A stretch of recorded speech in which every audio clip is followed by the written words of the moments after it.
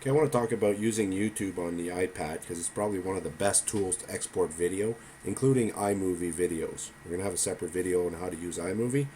So whenever you're going to use YouTube and you roll these out to the students, the first thing they have to actually do is sign in to YouTube for them to be able to do any of the things that you can do with YouTube, such as upload videos and watch videos, create playlists, etc.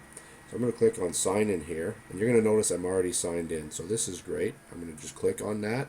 If not, you would have saw a screen there that would have asked you to enter your login credentials for your Google Apps account, and that would have basically let you go in and do all, see what you're seeing here. So now I am signed in as Mark Dubois. So here I'm going to go and just double check, is this really me? Oops, click here.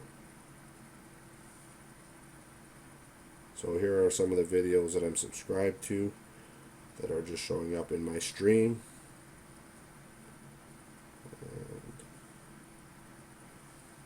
And I'm actually just going to get out of YouTube and just show you another really cool app that you would want to use if you're filming and you want to do the editing in YouTube Editor. It's called YouTube Capture, and it kind of skips the whole iMovie thing. So if you wanted to skip iMovie and just go right into YouTube and use desktop editing for YouTube Editor, I would recommend this app, and you can see it in the bottom left corner here. So you basically click on it. We're going to click, and this is a tip. As you can see here, my devices, I'm going to flip it over. And I always tell students when filming with an iPad, you need to film in this landscape format. It's just a lot better. So I'm going to click record here really quickly. So we're going to record this session. I'm going to stop it, and I'm going to click over here. You can do some basic editing here, as you can see. So I can trim the beginning and the end, and I could add a music track, and that's about it. You could add another clip right in there and export it, which is kind of useful. I do prefer doing the editing in YouTube Editor, but that's a personal preference. So I'm going to, and you could also add an existing clip from your camera roll. So that's kind of pretty useful as well. If you have clips that you edited in iMovie or another editing app, you can also go and get it. So now I'm going to click that I'm done. And I'm going to check a few things here, like my privacy. I don't want this to be public. I want this to be private just because it's just a random video. I would get students to enter their title. Talking about how to pick a good title is really important with them. You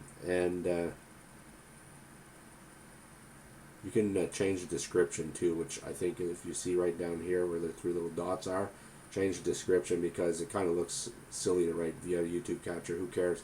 If your video is actually complete, usually I would go and add the titles and so on right in YouTube Editor, so it would look a little bit better. We'll click done, and click upload, and that's it. Okay. Last thing I want to mention is if you're using this device with multiple students, at the end of the session, you probably want to get your students to log out. So how do you do that? Well, on this screen, and right now it's asking me to select which YouTube account do I want to select it to, which brought me to the right screen. But this is the screen where you do your log out. So I'm going to click on this. And it's uploading it. I'm going to go back here though, just to show you. I'm going to go back to YouTube. I'm going to click here. I'm going to click on this. Oops. I'm going to click on manage, and I want to remove this. I want to show you basically how to remove this. As you can see on the screen here, it's basically just told me your video capture has been uploaded, and since I didn't put a title, it just left the date. So you can go to Video Manager in YouTube and work on it if you want to continue working on it. I'm going to click remove here, and I'm removing this account so that another class can now use this device for the next period. So that's how you can set up YouTube to work with an iPad, as well as how to use YouTube Capture. I hope that was useful. Thank you.